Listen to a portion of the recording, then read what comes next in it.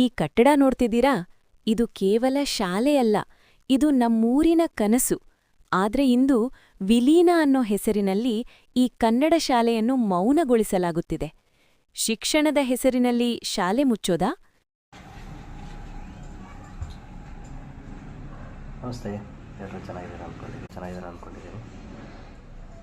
ಇವತ್ತೊಂದು ಬೇಸರದ ಸಂಗತಿ ಏನಂದರೆ, ವಿಲೀನ ಅನ್ನೋ ಹೆಸರಲ್ಲಿ ಭಾಳಷ್ಟು ಕನ್ನಡ ಶಾಲೆಗಳನ್ನು ಮುಚ್ಚೋ ದುರಾತುರಿಯಲ್ಲಿ ಶಿಕ್ಷಣ ಸಚಿವರಿದ್ದಾರೆ.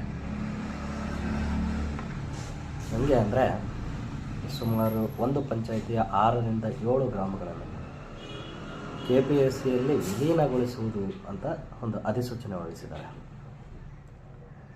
ಅಧಿಸೂಚನೆ ತಪ್ಪಲ್ಲ. KPS ಶಾಲೆಗಳು ಇರಲಿ, ಎಷ್ಟು ಶಾಲೆ ಮಾಡ್ತಾರೋ ಅಷ್ಟು ಒಳ್ಳೆಯದೇ. ಆದರೂ ಕೂಡ ವಿಲೀನಗೊಳಿಸುವ ಕಾರ್ಯ ಯಾಕೆ ಗೊಳಿಸಿದರೆ ಅಲ್ಲಿಯ ಸುಮಾರು ಪಂಚಾಯಿತಿಯ 6ರಿಂದ 7 ಶಾಲೆಯ ಮಕ್ಕಳು ಎಲ್ಲಿಗೆ ಹೋಗಬೇಕು? ಮತ್ತು ಅಷ್ಟು ದೂರ ನಡೆದೋಗೋಕ್ಕೆ ಆ ಮಕ್ಕಳ ಕೈಲಿ ಆಗುತ್ತಾ? ಈಗಿನ ಕನ್ನಡ ಶಾಲೆಗಳು ಏನಾಗಿದೆ? ಕನ್ನಡ ಶಾಲೆಗಳು ಚೆನ್ನಾಗೇ ಇವೆ. ಸುಮಾರು 49,000 ಶಾಲೆಗಳಿದ್ದಾವೆ. ವಸತಿ ಶಾಲೆಗಳನ್ನು ಸೇರಿ 830 ವಸತಿ ಶಾಲೆಗಳನ್ನು ಮಾಡಿದಾಗ ಯಾರೂ ಕೂಡ ತಕಾರ ಎತ್ತಿಲ್ಲ. ಕಾರಣ ಅವ್ರು ಯಾರನ್ನು ಸುತ್ತಮುತ್ತಲಿನ ಶಾಲೆಗಳನ್ನು ವಿಲೀನಗೊಳಿಸಿ ಅಂತ ಎಲ್ಲೂ ಹೇಳಿಲ್ಲ.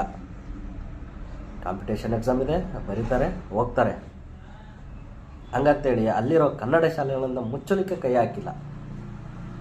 ಆದರೆ ಈಗ KPS ಉತ್ತಮ ಯೋಜನೆ ಇಟ್ಟುಕೊಂಡು, ಒಂದು ಒಳ್ಳೆಯ ಉದ್ದೇಶಗಳನ್ನು ಇಟ್ಟುಕೊಂಡು LKGಯಿಂದ ಹಿಡಿದು PUCನೋ ಅಥವಾ ಡಿಗ್ರಿವರೆಗೂ ಹೈ ಲೆವೆಲ್ ಎಜುಕೇಷನ್ವರೆಗೂ ಒಂದೇ ಹಂತದಲ್ಲಿ ಇರೋದು ತುಂಬ ಒಳ್ಳೆಯ ಯೋಚನೆಯೇ. ಆದರೆ ಅಲ್ಲಿನ ಪರಿಸ್ಥಿತಿ ಏನು? ಅಲ್ಲಿನ ಹುಡುಗರ ಭವಿಷ್ಯ ಏನಾಗುತ್ತೆ? 6ರಿಂದ 7 ಪಂಚಾಯಿತಿ ಆಗ್ಬೋದು. ಅಷ್ಟು ಮಕ್ಕಳ ಭವಿಷ್ಯ ಏನಾಗುತ್ತೆ? ಅಷ್ಟು ದೂರ ನಡೆದೋಗೋಕ್ಕೆ ಆಗೋ ವ್ಯವಸ್ಥೆ ಇಲ್ಲ. ಬಸ್ ವ್ಯವಸ್ಥೆ ಇದೆ ಅಥವಾ ಇನ್ನೊಂದೇನೋ ಪರ್ಯಾಯ ವ್ಯವಸ್ಥೆ ಇದೆ ಅನ್ನಬಹುದು. ಆದರೆ ಎಲ್ಲಿವರೆಗೆ ಆ ವ್ಯವಸ್ಥೆಯನ್ನು ನೋಡ್ಕೊಳ್ಳೋರು ಯಾರು? ಅದ್ಯಾವುದು ಕೂಡ ಅಧಿಸೂಚನೆಯಲ್ಲಿ ಎಲ್ಲೂ ಕೂಡ ಮೆನ್ಷನ್ ಆಗಿಲ್ಲ. ಒಂದು, ಶಾಲೆಗಳನ್ನು ಮಾಡಿ, ಆದರೆ ವಿಲೀನಗೊಳಿಸುವುದು ಬೇಡ. ಕನ್ನಡ ಶಾಲೆಗಳು 46,000 ಶಾಲೆಗಳು ಮತ್ತು 830 ವಸತಿ ಶಾಲೆಗಳು ಕೂಡ ಯಾವ ಥರ ಇದ್ದಾವೋ ಅದೇ ಥರ ಕೂಡ ವಿಲೀನಗೊಳಿಸದೆ ಶಾಲೆಯನ್ನು ಮಾಡೋದ್ರಲ್ಲಿ ಯಾವುದೇ ರೀತಿಯ ಅಭ್ಯಂತರ ಯಾರಿಗೂ ಇರೋದಿಲ್ಲ. ಮತ್ತು ಇನ್ನೊಂದು, ಸರ್ಕಾರಿ ಕನ್ನಡ ಶಾಲೆಗಳು ಸುಮಾರು 50,000 ಶಿಕ್ಷಕಗಳ ಕೊರತೆ ಇದೆ.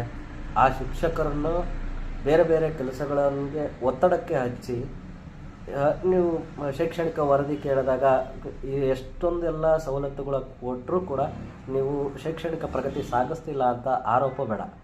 ಅವರಿಗೆ ಪ್ರತ್ಯೇಕವಾಗಿ ಪಾಠ ಮಾಡಲು ಅಥವಾ ಶೈಕ್ಷಣಿಕ ಚಟುವಟಿಕೆಗಳು ತೊಡಗಿಕೊಳ್ಳಲು ಅವಕಾಶ ಮಾಡಿಕೊಡಿ. ಅವರು ಕೂಡ ಎಲ್ಲ ಎಕ್ಸಾಮ್ಗಳನ್ನ ಫೇಸ್ ಮಾಡಿ ಹುಡುಗರ ಜೊತೆ ಒಳ್ಳೆ ಬಾಂಧವ್ಯ ಇಟ್ಕೊಂಡಿರ್ತಕ್ಕಂಥ ಶಿಕ್ಷಕರು ಇದ್ದಾರೆ.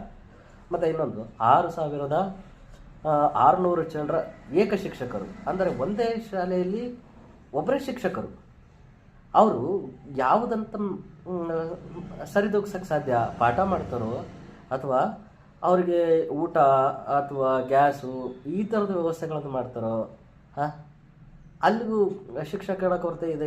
ಏನಕ್ಕೆ ಅದರ ಬಗ್ಗೆನೇ ಗಮನ ಹರಿಸ್ಬೋದಲ್ಲ.